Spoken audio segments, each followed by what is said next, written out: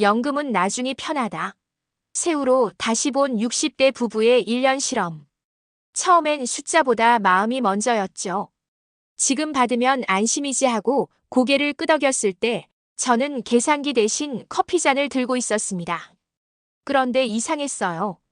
매달 들어오는 돈이 분명해졌는데도 남는 게 왜 늘 같지 않았을까요? 혹시 우리가 보지 않은 다른 숫자가 숨어 있었던 건 아닐까요? 달력에 작은 동그라미를 그린 날이 떠오릅니다. 건강검진, 자동차 보험, 손주 생일. 아무렇지 않게 지나가던 지출이 한 주에 몰리면 우리 통장은 언제든 얇아졌습니다. 그날 저녁 아내가 말했어요. 철순에는 연금을 1년 미뤘다더라. 월액이 조금 더 올라온대. 저는 웃으며 넘겼지만 마음 한편에서 물음표가 고개를 들었죠. 정말 우리에게도 나중이 더 편한 때가 있는 걸까요? 서랍 깊숙이 넣어둔 예상 연금액 봉투를 꺼내 펼쳤습니다. 오래된 종이가 사각거리며 숨을 쉽니다. 제 이름 옆으로 적힌 숫자들이 줄줄이 서 있고 아래쪽엔 조기, 표준, 연기 세 가지 길이 나란히 놓여 있었습니다. 그때까지만 해도 저는 표준 계시가 가장 무난한 길이라고 믿었습니다. 무난함이야말로 중년의 최고 덕목처럼 느껴졌으니까요. 하지만 무난함이 늘 최선일까요? 다음 날 아침 우리는 식탁 위에 큰 종이를 하나 놓았습니다. 가운데에 생활비라고 쓰고 오른쪽 위엔 세우라고 적었죠. 전엔 세점만 보았거든요. 세금과 건강보험료까지 빠지고 남는 순유입을 보기로 했습니다. 아내가 묻습니다. 어려울까? 저는 고개를 저으며 말했죠. 아니, 10만 원 단위로 반올림하자. 정확하기보다 일관된 게 중요해. 우리는 지난 3개월의 통장 거래와 카드 명세를 꺼내 고정비와 변동비를 나누기 시작했습니다. 의외로 단순했습니다. 주거, 식비, 의료, 교통, 통신, 여가. 나머지는 사소한 차이였죠. 그런데 그 사소함이 한 달의 숨을 가쁘게 만들 때가 있었습니다. 왜 그런 걸까요? 그날 오후 오랜 친구 민수를 만났습니다. 그는 저보다 1년 먼저 연금을 받기 시작했지만 중간에 전략을 바꾼 사람입니다. 난 연기를 택했어. 이유가 뭔지 알아. 그는 종이컵을 천천히 돌리다 말문을 이었습니다. 세금을 떼고 받는 금액을 보니까 내 삶의 리듬이 달라지더라고. 저는 되물었습니다. 연기하면 무조건 이득이라는 말도 손해라는 말도 들어봤어. 민수가 웃습니다. 둘 다 반만 맞아. 소득이 있는 해와 없는 해, 배우자 연금이 있는지, 의료비가 늘 구간을 넘는지 그걸 같이 보면 답이 달라져. 정말 우리가 보던 지도는 반쪽짜리였던 걸까요? 저녁 식탁에서 아내와 저는 각자의 숫자를 나란히 적어보았습니다. 저는 표준, 아내는 표준. 그리고 가정 시나리오로 내가 1년 연기, 아내가 1년 연기를 각각 흘려보았죠. 기묘하게도 우리 집은 한 사람만 연기가 숨을 더 고르게 만들었습니다. 현금 흐름 계단이라는 말이 실감났습니다. 한 사람의 월액이 올라오기를 기다리는 동안 다른 사람의 월액이 평지처럼 받쳐주는 구조. 이 단순한 계단이 불안의 계단을 내려가던 우리의 마음을 다시 올라오게 만들 수 있을까요? 저는 다음 날 국민연금 창구를 찾았습니다. 번호표를 뽑고 의자에 앉자 유리창 너머 직원이 따뜻한 목소리로 불러줍니다. 어떤 도움이 필요하신가요? 저는 준비해온 종이를 펼쳤죠. 표준과 연기, 그리고 예상 의료비와 소득 상황. 결론부터 말하면 세후 흐름을 기준으로 보면 연기의 가치가 분명해지는 구간이 있습니다. 직원분의 말은 다정했지만 조심스러웠습니다. 다만 연기 기간의 생활비를 어떻게 충당하는지가 핵심이에요. 저는 고개를 끄덕였습니다. 그 말은 마치 줄을 건너는 사람에게 건네는 조언 같았습니다. 줄은 튼튼합니다. 다만 중간 지점에 발판을 놓아야 합니다. 우리에게 그 발판은 무엇일까요? 우리는 집으로 돌아오는 길에 작은 약속을 3개 만들었습니다. 오늘 밤에는 예상 금액을 기준으로 세후 흐름을 큰 글씨로 적어보기. 이번 주 안에 생활비 전용 안전 자금 전용 통장을 하나 만들기. 그리고 다음 달까지 한 사람 연기 한 사람 표준을 가정해 소득 공백을 계산해 보기. 약속을 3개로 줄이니 이상하게 숨이 덜 찼습니다. 혹시 계획이 길어서 우리가 늘 중간에서 멈췄던 건 아닐까요? 밤이 깊어질 무렵 아내가 말했습니다. 사람들은 빨리 받는 게 남는 장사라고 하잖아. 저는 고개를 갸웃하며 대답했죠. 평균 수명이 짧던 시절엔 그럴 수도 있었지. 그런데 지금은 다르지 않을까? 우리는 작은 계산을 해보았습니다.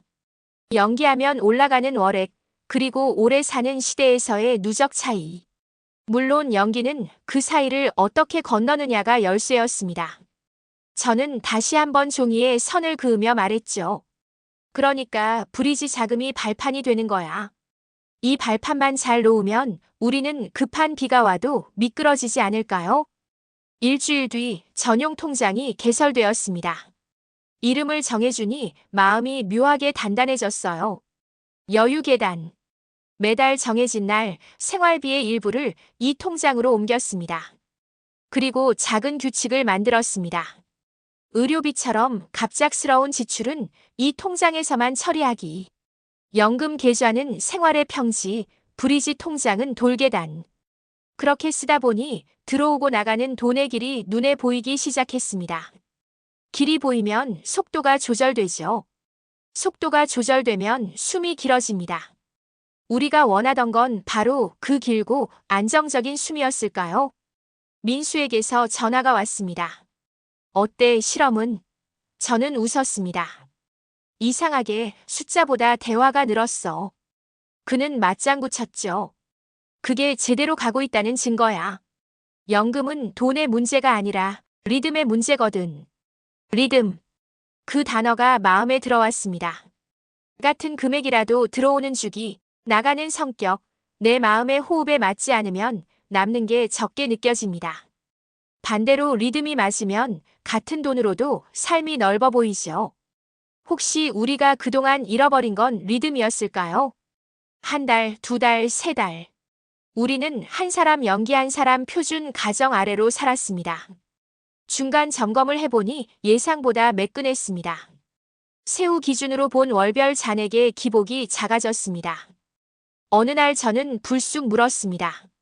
만약 내 건강이 나빠지면? 아내는 주저없이 답했죠. 그럼 여유계단에서 먼저 꺼내 쓰자. 그리고 2년에 한 번씩 재점검하는 날을 달력에 고정하자. 제도는 바뀔 수 있고 삶도 변하니까요. 규칙은 계획을 지키게 하는 줄이 아니라 바람에 흔들릴 때 다시 잡는 손잡이 같습니다. 손잡이가 있다면 우리는 조금 더 멀리 걸을 수 있지 않을까요? 겨울 바람이 불자 병원 진료비가 조금 늘었습니다. 우리는 당황하지 않았습니다. 이미 여유계단의 용도를 정해두었기 때문이죠. 이번 달은 여기서 쓰자. 아내의 말은 담백했습니다. 저는 장부에 사선 하나를 긋고 다음 달의 이동 계획을 가볍게 조정했습니다. 조정은 포기가 아니었습니다.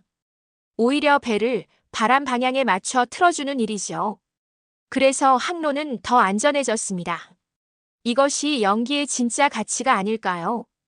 월액 숫자 하나가 아니라 변화를 흡수하는 능력. 봄이 오기 전 우리는 마지막 퍼즐을 맞췄습니다. 개인연금과 퇴직연금의 지급 타이밍을 국민연금과 겹치지 않게 분산한 겁니다. 고르게 그리고 덜 겹치게. 소득이 있는 달엔 연금의 일부를 쉬게 하고 소득이 없는 달엔 더 열심히 일하도록. 저는 농담처럼 말했죠. 우리 집의 현금도 교대 근무를 하는 거네. 아내가 웃었습니다. 그럼 우리는 야근 말고 산책을 하자. 가벼운 농담이지만 그 속에 진지한 합의가 담겨 있었습니다. 우리 나이에 필요한 건 무리한 속도가 아니라 꾸준한 호흡이니까요. 혹시 인생의 후반전은 달리기가 아니라 숨 고르기의 기술일까요? 그리고 드디어 연기 1년이 눈앞으로 다가왔습니다. 숫자는 미리 알고 있지만 마음은 아직 실감이 나지 않았습니다. 그날 아침 저는 일부러 느리게 커피를 내렸습니다. 김이 오르는 잔, 창밖의 나무 달력에 그어진 작은 하트. 우리가 함께 만들어 온 리듬의 풍경. 저는 조용히 중얼거렸어요. 그때 지금처럼만 생각했어도. 하지만 곧바로 말을 바꿨습니다. 아니지, 지금처럼 생각했으니 앞으로가 달라지겠지. 과거의 아쉬움은 내일의 설계로만 씻깁니다. 그렇다면 오늘 우리가 해야 할 일은 무엇일까요? 저는 오늘 단 3가지를 분명히 말하려 합니다. 첫째, 예상 금액을 기준으로 세후 흐름을 큰 글씨로 다시 적어두겠습니다. 볼 때마다 주저하지 않도록요. 둘째, 둘이라면 한 사람은 표준으로, 한 사람은 연기로 가정하여 소득 공백을 재점검하겠습니다. 유사시에 어느 달이 더 얇아지는지도 함께요. 셋째, 여유계단 통장의 목표액을 한 단계 올리고 이번 주 안에 자동이체 주기를 우리 생활 리듬에 맞춰 조정하겠습니다. 이 3문장만 지켜도 다음 계절의 마음이 훨씬 가벼워질 겁니다. 정말 그럴까요? 저는 알고 있습니다. 이미 지난 몇 달이 답을 보여줬으니까요. 해가 기울 무렵 민수가 메시지를 보냈습니다. 나도 오늘 재점검했어. 덕분에 마음이 한결 편하네. 저는 짧게 회신했습니다. 우린 이제 리듬으로 산다. 아내가 옆에서 묻습니다. 다음 계절엔 어디 가고 싶어? 저는 달력을 바라보다 말했죠. 사람이 붐비지 않는 평일 오전, 바다가 보이는 기차. 그녀가 웃으며 말합니다. 그럼 그날의 생활비는 계단이 아닌 평지에서 쓰자.